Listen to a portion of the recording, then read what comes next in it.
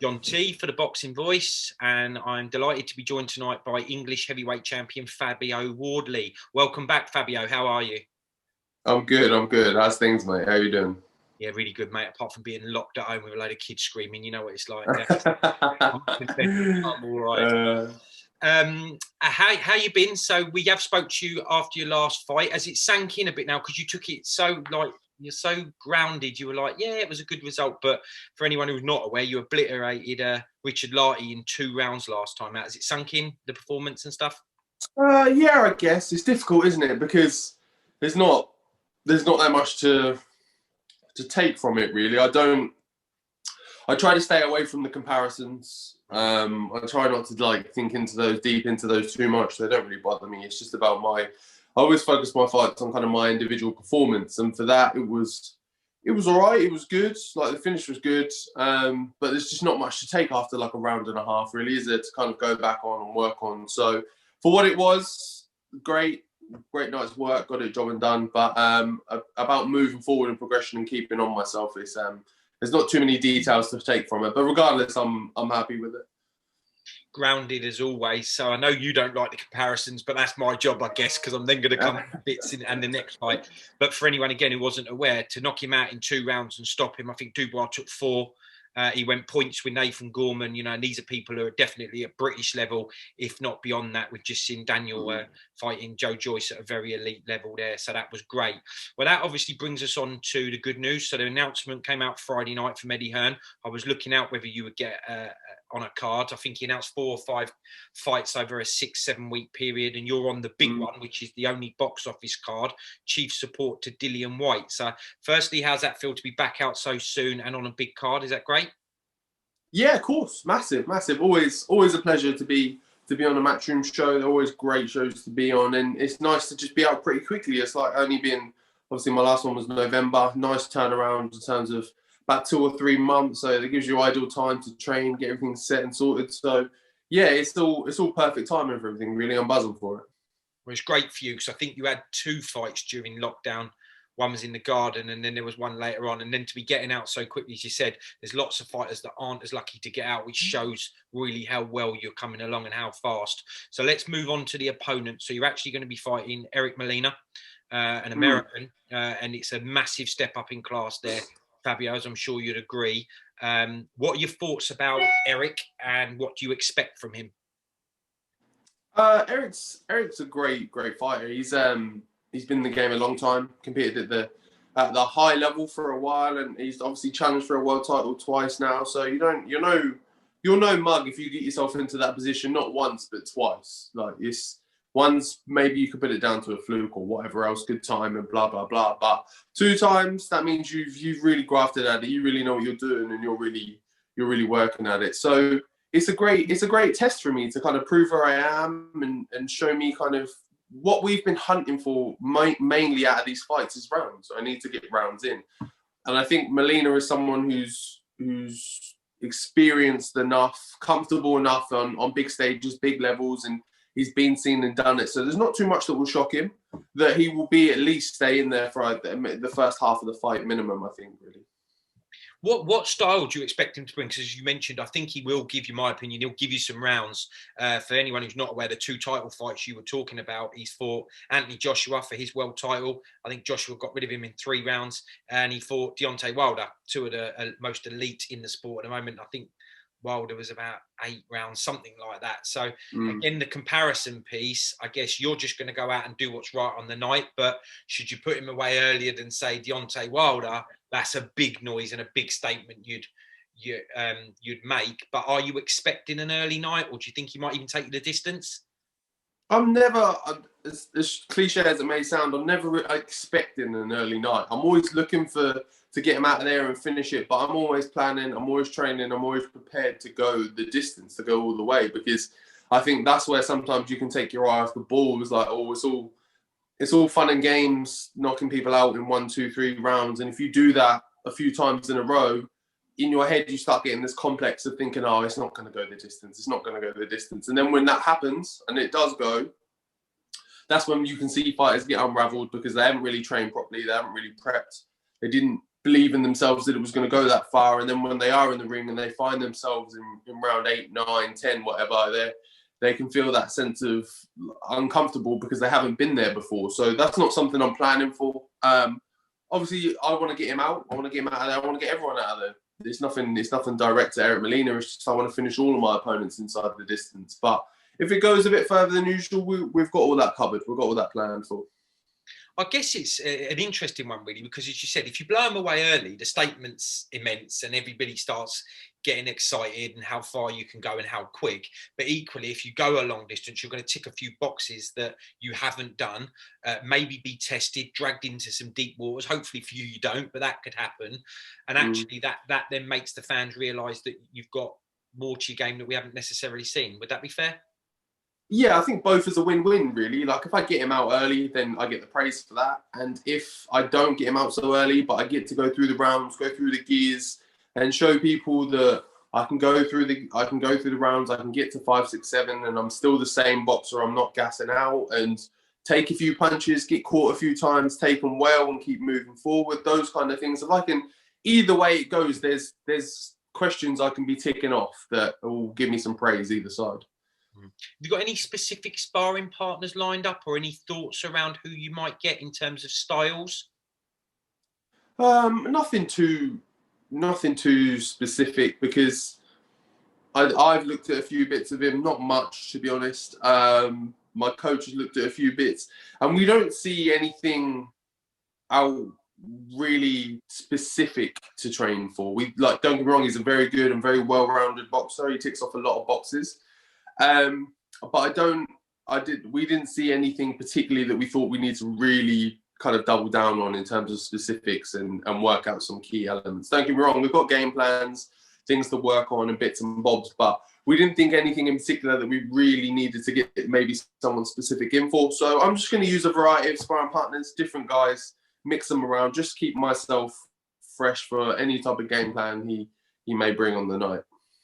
Excellent. I'm sure you'll have a great night, and I look forward to you coming through that and then looking at the next fight. So while we've got you, I know you're quite close with Dillian Whyte, and maybe that's one of the reasons why you're out on that card, which is great. What were your thoughts on the last fight, obviously, where he got knocked out, and what do you expect to happen in the rematch with Povetkin? Yeah, the first time around was just crazy, really, wasn't it? It was one of those kind of historic fights that he knocked him down a couple of times in the rounds before and stuff, and he looked so controlled, so comfortable. Everything was just rolling off really nicely for him, and everyone almost kind of sat back in their chair and went, cool, this will be done in a round or two. And then obviously he gets knocked out the way he does. This heavyweight boxing, anyone can get caught. So it was all that drama in one big moment for everyone. And and in the time of it, it was hard for me to see, hard for me to watch, hard to see Dillian on the floor like that. But I know what he's like. I know what kind of warrior he is.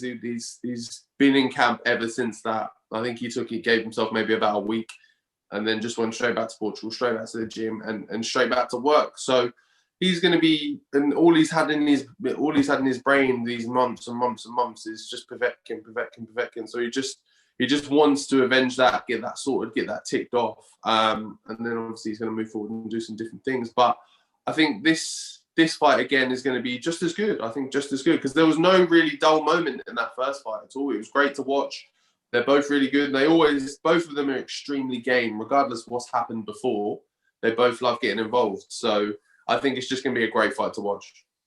Yeah, I think the two heavyweight fights, you got yours, that'll be explosive, and that one's definitely going to be explosive. We said there was a couple of knockdowns, and Dillian Whyte was looking phenomenal before that knockdown that no one saw coming. That actually, when we talk about the comparisons, I was sat there after 2 rounds thinking, what is he doing to Povetkin that AJ didn't? I know the comparisons in each fight is a different fight and styles make fights, but it is easy to compare. Yeah. Idea where the fight's going to be? He hasn't announced a venue yet. I know there's no fans there yet. I did see Dillian Whyte the other day saying he wanted to fight abroad. I don't know whether he meant Portugal or not, but no, there's no specifics on the location yet. I don't think there is for any of the fights yet. I know Dill was spoken about wanting to be abroad just because he wants fans there in whatever way that it can happen or whatever way it can be done. So I think if the possibility of it being abroad, and if that makes it okay to get fans in or some level of supporters, then I think I think that's something he wants, but ultimately, if it's not an option, then it's not an option. Wembley, when we did it here in November, was great anyway. So Matchroom and Dillian and everyone, they'll come up with a way to make it inventive, still make it engaging for the fans, for everyone to kind of feel the atmosphere from home, if that's how it has to be. Yeah. Okay, just one last fight I wanted to talk about, the big one that everyone's going on about. It's not yet made, obviously, but Fury and Joshua. I guess, do you think it's going to get made? If so, when? And where do you think it might happen? I definitely think it will get made. I think it's past the point of just speculation now. I think it's pretty not concrete in the sense, but I think there's a lot of little kinks and little things to work out and blah blah blah. But I think both parties are very keen to have those conversations to get things moving. I think ultimately there's too much money in it for it not to happen, to be honest. Everyone would just be silly. Everyone involved would be silly not to do their bit to kind of make it happen. In terms of where it's going to be, who knows? I can tell you where it's not going to be. It's not going to be here. It's not going to be in the UK, which is unfortunate as well, because that should be our fight. Like that's ours. Like they're both our fighters. They should be here, home soil. Like it should. I know for all of for everything that it is, it should be here, and we should be able to kind of enjoy that. But just for a variety of reasons of obviously what's going on here at the moment with lockdowns and blah blah blah, we don't know where we're going to be, and obviously the money thing. There's other countries, that can obviously offer a lot more money and things. So it makes it difficult for it to be here, I think. But I think it'd be likely to be in somewhere like Dubai, Saudi Arabia, one of those again, to be honest. That's, for me, for everything involved, that seems like the most likely option. It makes sense. I was trying to work the numbers out the other day. We know we've got no fans here. It does feel so sad that this fight is not sad that it's got to be made now, because we want it made now, but it's come at this time with COVID, etc. Because for years now, 3-4 years, we've sort of like been looking at this fight and talking about it. Now it does appear here that fans can't go. But I think for the money that they'll miss on the gate, they'll probably make that, as you said, tens of millions more in Dubai or Saudi. They seem to be the front runners. And I did see Eddie mention, providing the fight is competitive, the first one, and whoever wins, that the other one is still able to come back for a rematch, that it'll be in the contract that the rematch hopefully later in the year, which hopefully the vaccination will be out there, and maybe they'll do that at Wales. I wondered why Eddie said that, but I think it's because it's got the closed roof, whereas Wembley doesn't. So come sort of like October, November, December, it might be the rematch. At least we'll get that on British soil, where the fans who missed out on can go to the second one. Right, well, the big question on it, who wins it? I would still give it to Fury, not by much, but I still would. I've said before that I've been very impressed with Joshua and how he's grown since that loss from Ruiz, how he's adjusted in terms of changing his body shape, in terms of his style, and just how he boxes overall, and just how he approaches fights now. He's got a more mature kind of outlook on them, and more just everything seems to be a lot more relaxed, calm, and just calculated and cool. But even still, with all that development, for me, I just think Fury is just too awkward and just uncomfortable to be in the ring with, because I don't even think he knows what he's going to do sometimes. And I think that just makes it so hard for you to predict and kind of set a plan for and kind of work with, that it just leaves a lot of openings on both sides. Because whereas in a fight, if you feel comfortable with the opponent in front of you, you know that they do this so you can move there or whatever else. When you're there and you're in front of someone that you don't know what they're going to do, you're spending a lot of time in your head thinking, where a lot of boxing should be kind of instinctive and reactions and whatever else. You're really kind of in your own head thinking about how to kind of maneuver your way in, and that causes problems and delays in your punches and reactions and getting out of the way of shots and things. So yeah, I think it just proves problematic really for me. Good summary. I think going back to the AJ bit, I think you've nailed that. I think he's adjusted brilliantly. The body size, he's lost a bit of muscle, which has made him a bit quicker. He's become a bit more defensive. And I feel a bit sorry for him sometimes because he was such a knockout artist at the beginning and just blew everybody away. The fans get used to that. And some of those fans have not turned on him as much, but it's like, oh, it's a bit boring. But when you watch someone like Mayweather, who's my favourite of all time, I thought he was amazing at the way he boxed and how clever he was. Josh was actually adapted and shown that he can learn that, which really, really clever. And like you say, with Fury, his style's so awkward, you just never really know. But always for a great 50-50 fight. Just a shame, like we said, it's not going to be because I have that down. And again, I'm biased because boxing's my main sport, just like yours. But I'll have that down as the biggest event this year in sport. We've got stuff like the Olympics. We've got the European Championships. That fight night all over the world will be huge. But we'll be watching. Yeah, I think so. I wonder how much, you might not want to say because obviously you fight for Eddie, but I've been sitting here thinking, I wonder how much they're going to charge for the box office at home, because some fans have been moaning that it's gone up to 25 quid. I thought, well, it might go up a couple of quid more for Fury Joshua. That would be interesting. Yeah, it is a funny one, isn't it? It's an awkward one as well, because obviously it'll be split between broadcasters and things. I'm interested, to be honest, see how it works and see what their plan is for it and what they're going to do, because obviously between the competition of BT and Sky and stuff, and in America with Dazn, versus like Top Rank and ESPN or wherever they have theirs. So that's going to be the interesting side of it. But I think if anything, that may even help a bit in terms of pricing, because I don't think like Sky goes 25. I don't think BT will then want to try and go higher than that or something like that. So I think it may even bring it down a touch or two, but maybe that's just hopeful thinking for me. Yeah, of course. Have you had the chance of spending any time like in camp with those two, Fury or Joshua, to help your development? Like, have you gone and sparred with them at all, or? Yeah, so I sparred with both. I sparred with Fury quite a long time ago now, maybe a year and a half, probably even 2 years ago. When he was getting ready for one of his warm-up fights, I think maybe Pianetta or the other one. I can't remember the other one. I sparred with him when he was getting ready for those. So I spent a little bit of time with him, not too much. And then the same with Joshua. I sparred him for his most recent fight, obviously with Pulev about 2 or 3 weeks after I fought, maybe 2 weeks, 3 weeks, something like that. After I went up to Sheffield and spent a sparring session with him, obviously Rob McCracken and the guys and that. So yeah, I've met them both and sparred them both. So I've got a bit of experience with the both of them.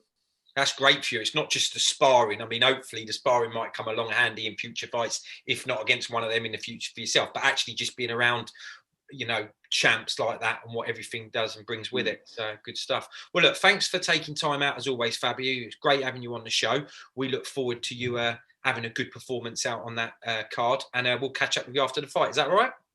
Yeah, of course, mate. Sounds good. Top man. Cheers, Fabio. Speak soon, mate.